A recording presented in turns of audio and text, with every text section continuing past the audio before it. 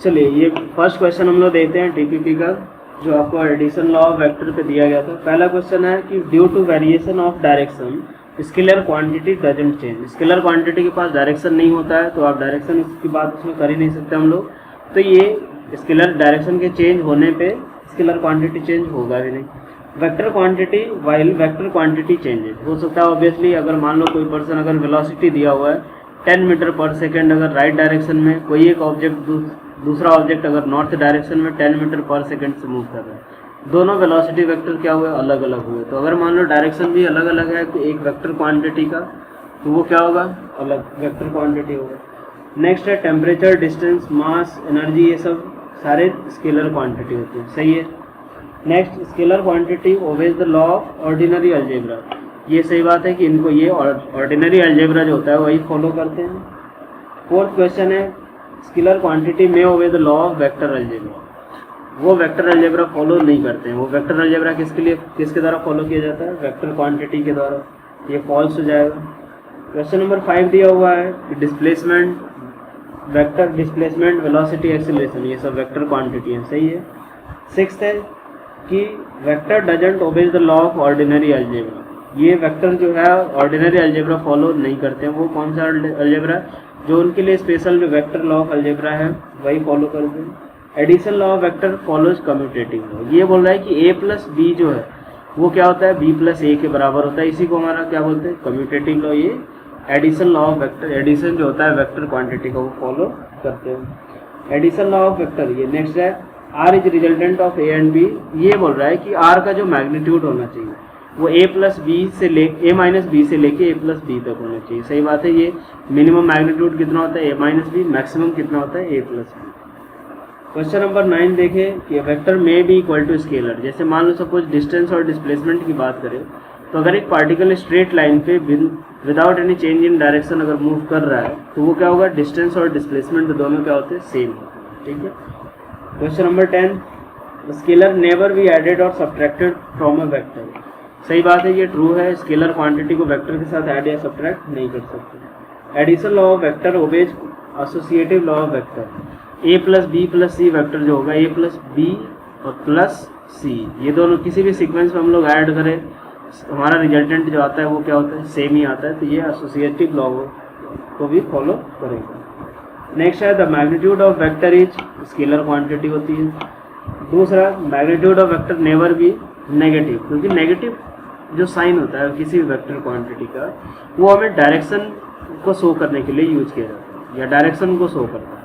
तो मैग्नीट्यूड की बात करें तो वो कभी भी नेगेटिव नहीं हो सकता। Resultant of two vector of unequal magnitude, ये हमेशा जीरो ही होना चाहिए। कोई भी अगर अनइक्वल मैग्नीट्यूड के दो वेक्टर है तो वो हमेशा क्या होंगे, नॉन जीरो। नेक्स्ट बोल रहा है कि अगर एक ऑब्जेक्ट को दो अपोजिट डायरेक्शन में इक्वल फोर्स से पुल किया जाए तो रिजल्टेंट कितना, तो जीरो हो जाएगा। एक फिफ्थ क्वेश्चन ये है two vector of same magnitude have same resultant, दो वेक्टर दे रखा है ए और बी, उनका मैग्नीट्यूड सेम है और इनका जो रिजल्टेंट है वो भी सेम है, तो हमें थीटा निकालना है। तो हम लोग क्या करेंगे कि आर, पहले तो रिजल्टेंट का फॉर्मूला अप्लाई कर दिया, तीनों वेक्टर को एक्स मान लिया, यहाँ इस इक्वेशन में पुट करेंगे, यहाँ से थीटा मिल जाएगा। क्वेश्चन नंबर 3 दिया हुआ है कि दो वेक्टर ए और बी है, उनके बीच का एंगल कितना है, 60 डिग्री, ठीक है, और उनका जो रिजल्टेंट दिया हुआ है वो दिया हुआ है √7b के बराबर। तो पहले रिजल्टेंट वाला फॉर्मूला के अकॉर्डिंग अगर एक इक्वेशन बनाए तो ये बनेगा a² + b² + 2ab cos 60 = 7b²। यहाँ से सॉल्व किया हमने, ये इक्वेशन मिला a² - 6b² + ab = 0। अब अगर हम लोग इसमें देखें, इसमें वैल्यू निकालनी है b/a की। जब भी इस तरीके का क्वेश्चन आए कि एक इस तरीके का अगर रिजल्टेंट के लिए इक्वेशन दे, ये कंडीशन दे रखा हो और उसमें हमें b/a, p/q इन सब की वैल्यू निकालनी हो, तो सबसे पहले इक्वेशन एक ऐसा फॉर्म करना रहेगा कि जिसमें वो पर्टिकुलर वैल्यू रहे, ठीक है। तो हम लोगों ने यहाँ b से डिवाइड कर दिया b² से, तो क्या मिला a² / b² - 6 + a/b = 0।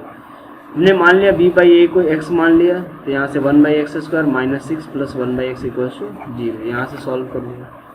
Next question number 4 दे रहा है कि p वेक्टर जो है वो f1 + f2 वेक्टर है और q vector f1 - f2 vector, हमें √p² + q² की वैल्यू निकालनी। तो पहले एडिशन वाले फॉर्मूले के हिसाब से लिख लिया रिजल्टेंट का फॉर्मूला और बाद में सब्ट्रैक्शन वाले फॉर्मूले का यूज कर लिया। फिर वहाँ से टी स्क्वायर और क्यू स्क्वायर की वैल्यू इसमें पुट कर दी हमने, ठीक है। क्वेश्चन नंबर 5 दिया हुआ है। क्वेश्चन नंबर 5 में दे रखा है कि 3 वेक्टर दे रखे हैं ए बी सी और a plus B plus C equals to 0 दिया हुआ है। वहाँ से हम लोग क्या लिख सकते हैं कि a plus B equals to minus of C vector, ठीक है। तो a वेक्टर ये रहा, b हमने ये बनाया और c वेक्टर नीचे की तरफ है, ठीक है। इनके बीच का एंगल कितना 120 डिग्री, ये कितना है 150। ये जो c वेक्टर है तो c minus C vector a और b का रिजल्टेंट है, तो ये c वेक्टर अगर नीचे की तरफ है तो माइनस सी इन दोनों का रिजल्टेंट है, यानी a और b का रिजल्टेंट a के साथ 90 डिग्री एंगल फॉर्म कर रहा है। हमने इक्वेशन ये अप्लाई किया tan 90 equals to b sine 150 upon a plus B cos 150। यहाँ से ये tan 90 की वैल्यू कितनी होती है इन्फिनिटी। ये तभी पॉसिबल है जब a प्लस बी कॉस 150 की वैल्यू क्या हो जाए 0। यहाँ से हमने a बाई बी की वैल्यू निकाली। दूसरा जो एक कंडीशन निकाला था कि a प्लस बी का रिजल्टेंट क्या है c, तो a प्लस बी का रिजल्टेंट अगर c है तो हमने यहाँ से इक्वेशन अप्लाई किया, ये जो फॉर्मूला रिजल्टेंट वाला, तो ये फॉर्मूला क्या आएगा a square plus B square plus 2ab cos 150 equals to C square. यहाँ से एक और इक्वेशन मिला हमें, जो a बाई बी की वैल्यू है तो b a की जगह पे हमने क्या पुट कर दिया √3/2b। तो यहाँ से b और c में रिलेशन आया। यहाँ से हम लोग a dot B a is to B is to C को क्या लिख सकते हैं a upon B is to B upon C. यहाँ से वैल्यू क्या आ गई √3/2/1। नेक्स्ट हम लोग देखते हैं क्वेश्चन नंबर 6। ये बोल रहा है कि एक वेक्टर x है जिस और दूसरा वेक्टर जिसका डबल मैग्नीट्यूड का यानी 2x है, और जो इनका रिजल्टेंट है वो x जो वेक्टर है जो स्मॉलर मैग्नीट्यूड का उसके परपेंडिकुलर है। तो ये x हो गया, ये r वेक्टर। तो यहाँ से हमने क्या निकालनी, ये अल्फा की वैल्यू निकाली कॉस अल्फा 1/2, ये अल्फा मिल गया। तो ये इन दोनों वेक्टर के बीच का एंगल ये वाला थीटा होगा, तो ये 120। नेक्स्ट दे रखा है 2 कैपिटल एम मास है और एक स्मॉल एम मास रखा हुआ है। इनके बीच का फोर्स जो है 10√2 है, जब ये स्मॉल एम मास यहाँ से √2l डिस्टेंस, जबकि ये सेपरेशन कितना है l के बराबर और ये भी कितना है l। जो इसका कंपोनेंट आएगा वो कितना आ जाएगा 10√2, इसका जो x कंपोनेंट और इसका x कंपोनेंट, ठीक है, दोनों कैंसिल आउट करेंगे। ये y कंपोनेंट दोनों का ऐड होगा 10√2 cos थीटा, तो 10√2 cos theta into 2 cos theta की वैल्यू निकाल ली, बेस अपॉन हाइपोटेनस कितना जाएगा √2l अपॉन हाइपोटेनस की वैल्यू किसके बराबर, तो l स्क्वायर प्लस √2 के l स्क्वायर। यहाँ से वैल्यू पुट कर देंगे। क्वेश्चन नंबर 8 थोड़ा ठीक क्वेश्चन है कि एक रेगुलर पेंटागन के सेंटर पे पूरे साइड ये एक पॉइंट ऑब्जेक्ट रखा हुआ है जिस पे F0 फोर्स 5 सारे डायरेक्शन में लग रहा है जो पेंटागन के वर्टेक्स की तरफ, ठीक है। ये हमारा सभी के बीच का एंगल कितना 72, ये 72 ये 36 होगा और ये 36 है तो ये कितना 54 और ये 18, वैसे यहाँ भी हो जाएगा। हमने क्या किया सारे फोर्सेज को x और y कंपोनेंट में ब्रेक कर लिया। जब x और y कंपोनेंट में ब्रेक करेंगे, मैंने यहाँ पे 1 2 3 4 5 ये 5 नाम दे रखे हैं। इससे ये रहेगा कि जो भी कंपोनेंट मैं लिखूंगा सारे सीक्वेंस में ही लिखूंगा। तो पहला फर्स्ट वेक्टर जो है उसका x कंपोनेंट 0, दूसरे का sine 72 F0 sine 72 positive x direction में, तीसरे वेक्टर का तो ये जो x कंपोनेंट आएगा वो साइन 36 आएगा और इसका जो आएगा वो कितना साइन 36 और इसका साइन 72। तो ये पूरा कैंसिल आउट होकर क्या बन जाएगा 0। x कंपोनेंट क्या है हमारे पास 0। y कंपोनेंट देखें तो इसका y कंपोनेंट कितना -F0, इसका y कंपोनेंट -F0 cos 72। इसके बाद मैंने फिफ्थ का लिख दिया, फिफ्थ का कितना -F0 cos 72, ये भी आएगा। ये जो आएगा थर्ड का cos 36 और इसका भी cos 36, ठीक। इसके बाद ये हमारे पास आ गया 2F0 cos 36 -2F0 cos 72। जो इसके बाद मैंने फॉर्मूला अप्लाई कर दिया cos c minus cos d का, जिसकी वैल्यू ये होती है sin c plus d/2 into sine d minus c/2, ठीक है। यहाँ से अपने पास ये आएगा sin 108/2 और sin 36/2, दोनों की वैल्यू मैंने पुट कर दी है। यहाँ से ये वैल्यू भी कितनी आ रही है 0, तो fx भी 0 fy भी 0, तो नेट फोर्स भी क्या आएगा 0। क्वेश्चन नंबर 9 ये बोल रहा है, क्वेश्चन नंबर 9 क्वेश्चन नंबर 9 में अपने पास है non zero scalar quantity changes एक, ठीक है। तो इसका सही आंसर क्या होगा? C, if it is multiplied by another scalar quantity. Obviously अगर एक स्केलर क्वांटिटी को किसी दूसरी स्केलर क्वांटिटी से अगर मल्टीप्लाई कर दे तो वो क्या हो जाएगा? चेंज हो जाएगा। क्वेश्चन नंबर 10 दे रखा है कि दो फोर्स है, उनके बीच का एंगल कितना है? 60 डिग्री, दोनों का मैग्नीट्यूड इक्वल है, तो रिजल्टेंट जो है वो कितना एंगल फॉर्म करेगा? तो वैसे ये चीज़ ध्यान ही रखना कि जब भी अगर दो इक्वल मैग्नीट्यूड के वेक्टर होते हैं तो उनका जो रिजल्टेंट होता है वो एंगल बाइसेक्टर के अलॉन्ग होता है, ठीक है। बाकी वैसे निकाल भी सकते हैं, tan अल्फा इक्वल्स टू क्या करेंगे, तो जो एंगल निकालने का फॉर्मूला था f sin 60 upon f plus f cos 60, यहाँ से भी वही आ गया। क्वेश्चन नंबर 11 बोल रहा है कि c is the resultant of, हमें ये दो वेक्टर दिए हुए हैं a और b, और c जो है उनका रिजल्टेंट, ठीक है। इनके बारे में 3 स्टेटमेंट दिया हुआ है। फर्स्ट स्टेटमेंट यही है कि डायग्राम के फॉर्म में दिया हुआ है वेक्टर a प्लस बी और वेक्टर c, सही बात है। ये डायग्राम के हिसाब से भी यही शो हो रहा है कि सी वेक्टर जो है वो क्या है? ए और बी का रिजल्टेंट है। सेकंड में बस इसी को पैरेललोग्राम लॉ अप्लाई कर दिया। थर्ड में क्या दिया हुआ है कि vector A plus B equals to vector B plus vector A, ठीक है। अब ये क्या शो कर रहा है कि यहाँ पे कम्यूटेटिव लॉ फॉलो करता है, थोड़ी देर पहले ही अपन ने देखा था। तो ये सारे ऑप्शन सही है, तो आंसर क्या हो जाएगा? डी।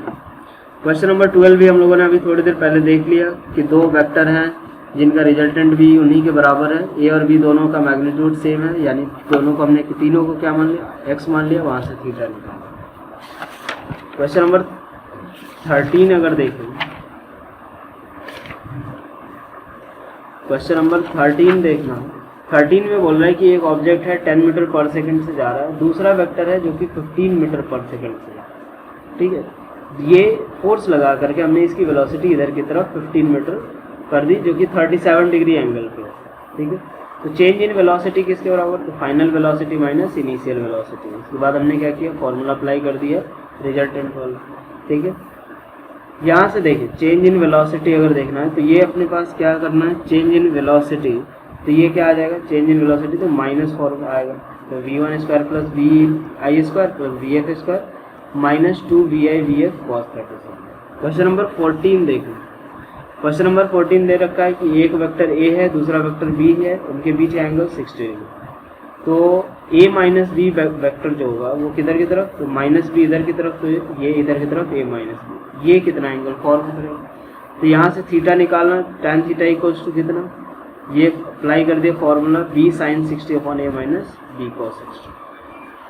क्वेश्चन नंबर 15 अभी लास्ट में देखेंगे। 16 देखते हैं कि if 3 vector are added then the resultant, हो सकता है कि 0 हो भी जाए, ठीक है, और नॉन जीरो भी हो सकता है, ये ए और सी हो जाएगा। क्वेश्चन नंबर 17 देखें कि अगर मान लो अ वेक्टर डजंट चेंज, सही बात है कि अगर कोऑर्डिनेट एक्सिस अगर डिफरेंट अगर ले ले तो भी वेक्टर में कोई चेंज नहीं आता।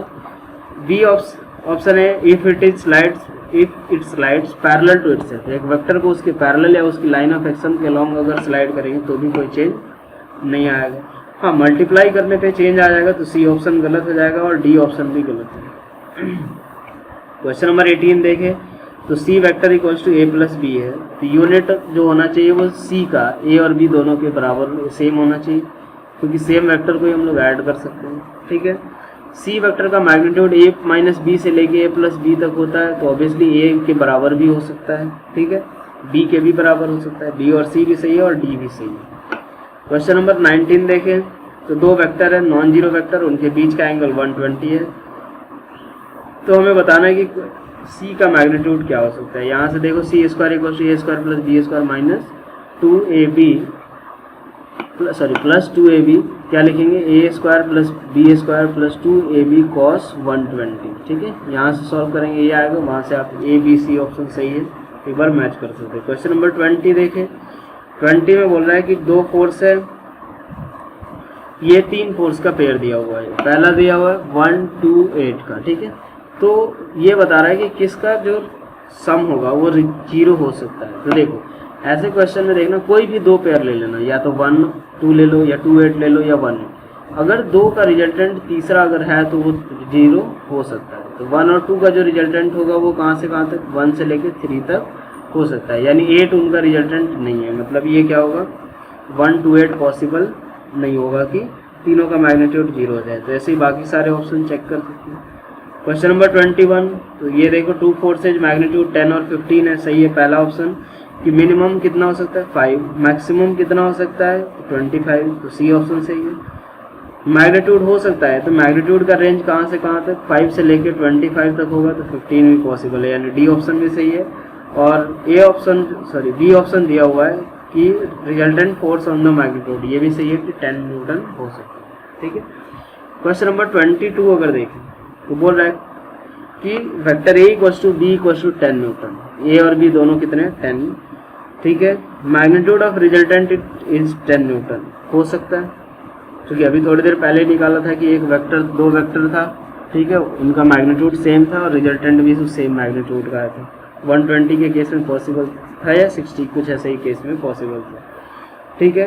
दूसरा मैग्नीट्यूड ऑफ वेक्टर में भी 10√3, 10√3 ये नहीं हो सकता है, ठीक है। 10√3 लगभग किसके बराबर होगा, magnitude of vector resultant of vector A and B. एक मिनट देखो, ये डायग्राम दिया हुआ है 60 डिग्री इनके बीच का एंगल है, वेक्टर ए और बी के बीच का एंगल, वेक्टर ए और बी के बीच का एंगल दिया हुआ है 120 डिग्री। हाँ, ये 120 डिग्री दिया हुआ है, तो वो रिजल्टेंट यहाँ से निकलेगा C square equals to A square plus B square minus A B, वहाँ से कैलकुलेट कर सकते हैं। क्वेश्चन नंबर 23 कि 3 न्यूटन और 4 न्यूटन है, तो अगर 180 डिग्री हुआ तो सही बात है कि 1 न्यूटन होगा उनका रिजल्टेंट।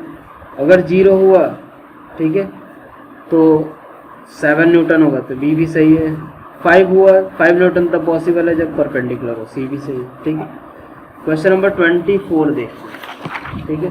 24 में दिया हुआ है कि 3 फोर्स है F1, F2, F3, एक particle T is in equilibrium, F1 इधर की तरफ है, F2 इधर और F3 इधर की तरफ, थीटा 45, ये पाई माइनस थीटा, ये एंगल सब दिया हुआ है, ठीक है। अगर इक्विलिब्रियम पे है तो एक्स कंपोनेंट क्या होगा 0, एक्स कंपोनेंट 0 मतलब इसका एक्स कंपोनेंट कितना, तो 4 cos 45 और इसका X component F2 sin theta equals to 0, तो यहाँ से एक रिलेशन आया। और y कंपोनेंट 0 करना, तो इन दोनों का y कंपोनेंट कितना है 4 cos 45, ठीक है, और इसका F2 cos थीटा, और ये किसके बराबर होना चाहिए 10 न्यूटन के बराबर, ताकि y डायरेक्शन में नेट फोर्स क्या हो जाए 0। यहाँ से डिवाइड कर दोगे, ये रिलेशन आएगा, वहाँ से हम ऑप्शन मैच कर सकते हैं। क्वेश्चन नंबर 25 में दे रखा है कि the angle between P and Q is 60 degree, P और Q, ये तो यूनिट वेक्टर है, थीटा दे रखा है 60 डिग्री, वहाँ से रिजल्टेंट निकाल सकते। एक क्वेश्चन नंबर 15 जो था वो बोल रहा है कि आवर एंड मिनट हैंड कितने टाइम के बाद, ठीक है, वो एक दूसरे से कोइंसाइड होते हैं। तो हमें पता है कि 60 मिनट में जो मिनट हैंड है वो एक रिवॉल्यूशन कंप्लीट करता है, मतलब 6 डिग्री, उसकी एंगुलर स्पीड कितनी 6 डिग्री पर मिनट। वही आवर हैंड की कितनी, तो 360 डिग्री रोटेट होता है वो 12 घंटे मतलब 720, 1/2 डिग्री पर मिनट, ठीक है ना। तो रिलेटिव अगर निकाल ले कि इसके रिस्पेक्ट में ये कितना तेज, कितना, दोनों की अगर रिलेटिव एंगुलर स्पीड निकाल ले तो कितना आ जाएगा, तो ये किसके बराबर, तो 6 - 1/2, ठीक है। अब 6 - 1/2 होगा, तो यहाँ से हम लोग देख सकते हैं कि कितनी बार मिनट के बाद वो कोइंसाइड होंगे, तो 65 × 5/11 मिनट, 360/10 मिनट। तो एक दिन में कितनी बार मिलेंगे वो, तो 24 × 60 अपॉन ये, तो 22 टाइम्स, तो ठीक है 22 टाइम्स मिलेंगे। तो यहाँ से 22 टाइम्स मिले, तो यहाँ से पर कितना, ये कितने देर के बाद मिलेंगे, तो 22 टाइम्स मिले कितने देर में 24 आवर में। 24 आवर में तो क्या फ्रीक्वेंसी क्या हो, तो 22/24 मतलब 11/12 आवर, ठीक है। Thank you.